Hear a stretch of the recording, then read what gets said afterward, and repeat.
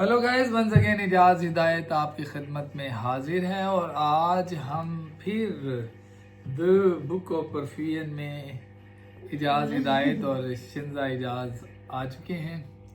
बाप बेटी वापस एक नए टॉपिक के साथ आ गए हैं। और इससे पहले कि हम टॉपिक का आज आगाज़ करें, सबसे पहले मेरे जितने भी फॉलोअर हैं, specially my perfume community members, video को लाइक करें, शेयर करें, सब्सक्राइब करें और कमेंट्स करें और क्वेश्चंस करें और हम आंसर करेंगे। ठीक हो गया? इसी तरह डैडी आपके सॉरी जी बट आपके एक फॉलोवर है अर्नाब, अर्नाब। फीमेल है मेल है आइडिया अभी हम आइडिया को अर्नाब मेल है या फीमेल है, उनका एक मगर सवाल था। उनका एक क्वेश्चन था। क्या था? क्वेश्चन ये था कि सर डेल नाइडो जो प्लीजिया होता है, डेल नीडो पर लीजिए। उसके बारे में आप थोड़ा सा हमें गाइड करें कि वो उन्होंने कहा था, मेरे ख्याल कि डेल ये नीडो क्या अगर हम होता रोलर है? पंप से देते हैं तो हाँ उसमें जी। उनका क्वेश्चन था, अगर हम रोलर रोलर पंप पंप से से देते हैं तो क्या तो उसका क्या तरीका उसका है? फ्लो रेट है?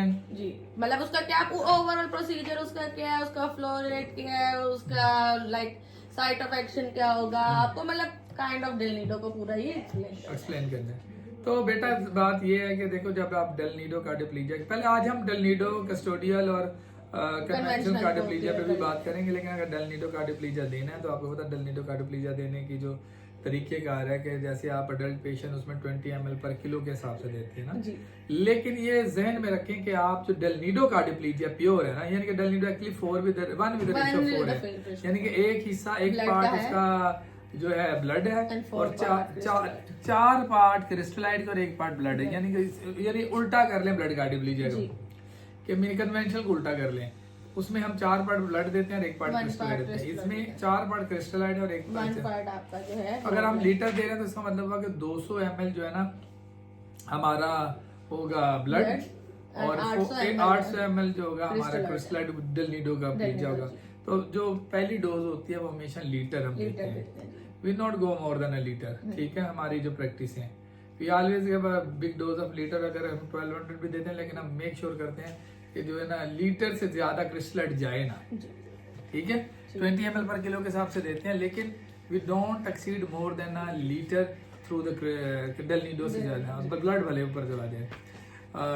दूसरी बात यह है कि इसकी जो फ्लो रेट है, तो ये जो डुअल पंप में अगर हम यूज करते हैं तो डुअल पंप में पहले हमारा जो पंप 2A है, जो 2A पंप है वो कंट्रोल करता है स्लेव को।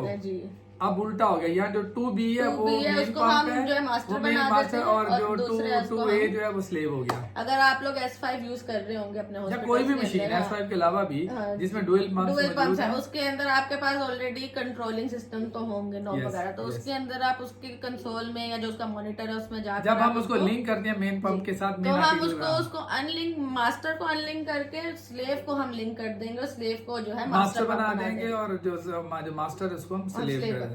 यानी कि अगर हम जो छोटा पंप है जिसमें सादा लफ्जों में जिसमें 1/4 की ट्यूब लगी हुई है ना, वो तो पहले कन्वेंशनल में तो था वो मास्टर पंप, यानी हम उसको चला देते तो था छोटे वाले। जैसे मैं स्टूडेंट हूँ तो मेरे माइंड में फर्स्ट टाइम ये क्वेश्चन आया था कि भाई उसकी तो 1/8 की ट्यूब होती है एंड उसकी जो है 1/4 की है, तो फिर हम एक पतली से 4 पार्ट कैसे देंगे एंड उससे तो ब्लड आ जाएगा। हम तो मुझे ऐसा लगा था कि शायद हम अपनी लाइंस की जो है ना सेटिंग चेंज कर देंगे, बट वो तो हम करते नहीं है। तो उसके अंदर जो एक्चुअल आंसर था जो मैंने ऑब्जर्व किया वो ये था कि हम 2 बैग्स लगा लेंगे। जो पतली हमारे पास लाइन पतली है 1/8 की है, मगर उसके अंदर जो हमारे पास जो क्रिस्टलाइट है उसके हम 2 बैग्स हैंग करेंगे तो ज्यादा अमाउंट हमारे पास क्रिस्टलाइट जाएगा। नहीं, अब मैं आपको क्लेम करता हूँ, ऐसा होता है कि ट्यूब्स वैसी लगेंगी जैसे कन्वेंशनल में लगती हैं। जी, अब हमने स्विच किया 2B को मास्टर कर दिया और 2A को हमने कर दिया स्लेव। अब हम जब इस 2B के नोब को चलाएंगे तो ऑटोमेटिक 2A की नोब भी चलेगी क्योंकि हमने लिंक किया हुआ है अपने आर्टिकल से। तो हम इसकी जो स्पीड जब बढ़ाएंगे ना आरपीएम में, जैसे 300 आरपीएम 300 ml पर मिनट के हिसाब से सिमिलर वैसे ही हम देंगे, लेकिन यहाँ का जो आरपीएम तेज चलेगा। डैडी मेरा भी तो यही कहना ना, मतलब मेरा ये वो था कि उसकी ट्यूब थोड़ी बड़ी है और वो जो 1/4 की ट्यूब आहिस्ता चलेगी, वो बिल्कुल स्लो चलेगी, तो मैं भले ट्यूब का साइज मोटा है मगर उसमें जो ब्लड फ्लो है वो बड़े थोड़ा आराम स्लो से स्लो करेगा। चलेगा। और जो हमारी 1/8 की ट्यूब है वो फास्ट चलेगी और हम लेकिन अगर फास्ट रन करेंगे हमें उसका डर खौफ नहीं है। जब हम बहुत भी तेज आरपीएम रन कर रहे हैं तो उससे ये नहीं होगा कि आपकी कोई हेमोलिसिस होगी, वो तो क्रिस्टलाइट है तो उसको कोई असर तो टारगेट ये होता है कि प्रेशर हमें रखना होता है, क्योंकि क्रिस्टलाइट होता है तो ज्यादा हाई प्रेशर जनरेट आप नहीं कर पाते। तो आपका अगर प्रेशर 180 to 120 इनिशियल आता है ना, 120 140 is more than enough. Once 1-2 minute के अंदर जब अगर आपका हार्ट स्टॉप हो गया तो फिर आप तकरीबन 80 से 100 का प्रेशर भी रखें तो क्रिस्टलाइट देते हैं। तो आपका टारगेट होता है कि आप 6 से 8 मिनट के दरमियान प्लीजिया दें, ऐसा नहीं फौरन टक टक करके दे दें, ठीक है। तो प्रेशर आपका जो है इनिशियली आपका 120-140 प्रेशर से दें। वंस हार्ट स्टॉप तो फिर आप अपने जो क्रिस्टलाइट के प्रेशर है, पंप के प्रेशर है, वो कर लें 80 से 100 मिलीमीटर पर मरकरी के दरमियान आप कर लें। और तकरीबन आपका टारगेट होना चाहिए जो प्लीजिया आप जो दे रहे हैं वो तकरीबन 6 से 8 मिनट के दरमियान तक जाए, ठीक है। ये डेल नीडो देने का तरीका है। और फिर डेल नीडो 90 मिनट्स के बाद आप अलर्ट कर दें और उसके बाद आप इन्फॉर्म करते हैं सर्जन को 90 मिनट्स और still you have the safe time 120 तक। आपके पास अभी भी आपके पास भी 30 मिनट बाकी हैं, तो मैक्सिमम आप 120 मिनट्स तक मतलब वेट करते हैं आप सर्जन को 90 के बाद आप अगर 120 से 90 में सर्जन को पता कि मुझे बहुत और लंबा प्रोसीजर है तो वो फिर जो नेक्स्ट डोज देगा वो देगा 10 ml पर किलो के हिसाब से। यानी कि सिंपल वर्ड में हुआ कि पहले अगर आपने लीटर दिया तो दूसरी दफा आपकी 500, ठीक है।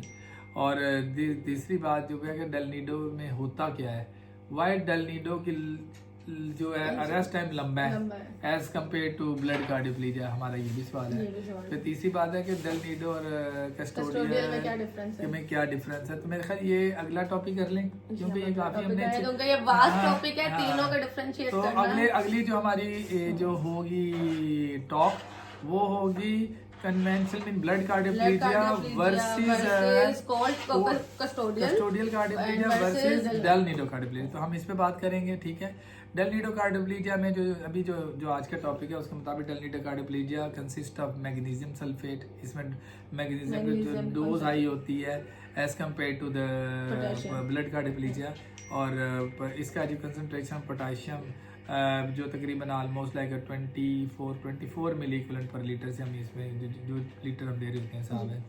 मैग्नीशियम की डोज मुझे अभी याद नहीं लेकिन उस भी तकरीबन 3.2 हम उसको दे रहे हैं तो ग्राम एक उसके अंदर होता है। तो आई थिंक सो कोई 600 नेक्स्ट जो होगा उसके अंदर मैं एग्जैक्ट बताऊंगी क्योंकि मुझे याद है बट अभी ऐसा है कि थोड़ा और ये है कि इसमें मैग्नीशियम जो है ना एंटी रिदमिक ड्रग है प्लस ये कैल्शियम चैनल ब्लॉकर है। इसी वजह से और यही सबब है कि आपका हार्ट है वो अरेस्ट भी हो जाता है और डायस्टोलिक फेज के अंदर कैल्शियम जब चैनल ब्लॉकर है तो फिर हार्ट की कंट्रैक्टिलिटी डिले हो जाती है काफी लंबे अरसे के लिए। तो ये इसमें आप 90 to 120 मिनट्स आपको टाइम मिल जाता है। लेकिन जो हमारा ब्लड कार्डियोप्लीजिया उसमें हमें टाइम कम मिलता है जो कि हम नेक्स्ट टॉक में डिस्कस करेंगे।